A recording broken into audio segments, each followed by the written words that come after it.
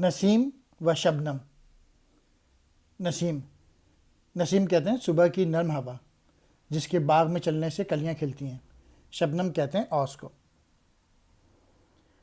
انجم کی فضا تک نہ ہوئی میری رسائی، کرتی رہی میں پیرہن لالو و گل چاک۔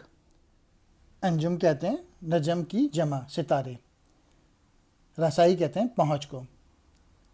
پیرہن لالو و گل چاک مینس پھولوں کا لباس چاک کرنا، یعنی پھول کھلانا۔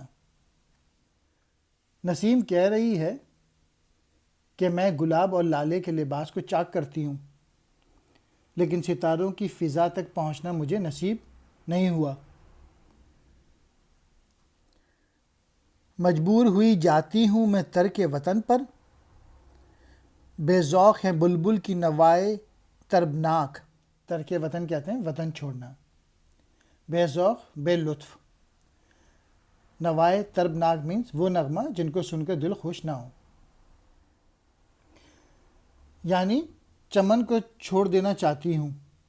اس کی وجہ یہ ہے کہ بلبل کے خوشی سے بھرے ہوئے گیتوں میں وہ لذت ہی نہیں رہی۔ دونوں سے کیا ہے تجھے تقدیر نے محرم، خاک چمن اچھی کہ سر پردہ افلاک۔ محرم کہتے ہیں راز جاننے والا، سرپردہ افلاک آسمان کا وسیع و عریض خیمہ۔ اے شبنم، قدرت نے تجھے آسمانوں کا محرم بھی بنایا ہے اور باغ کا محرم بھی۔ تو بتا کہ میرا باغ میں رہنا بہتر ہے یا آسمان پر چلے جانا؟ کھینچے نہ اگر تجھ کو چمن کے خس و خاشاک، گلشن بھی ایک سر پردہ افلاک۔ خس و خاشاک کہتے ہیں گھاس پھوس کو، گلشن چمن، سر کہتے ہیں راز بھید۔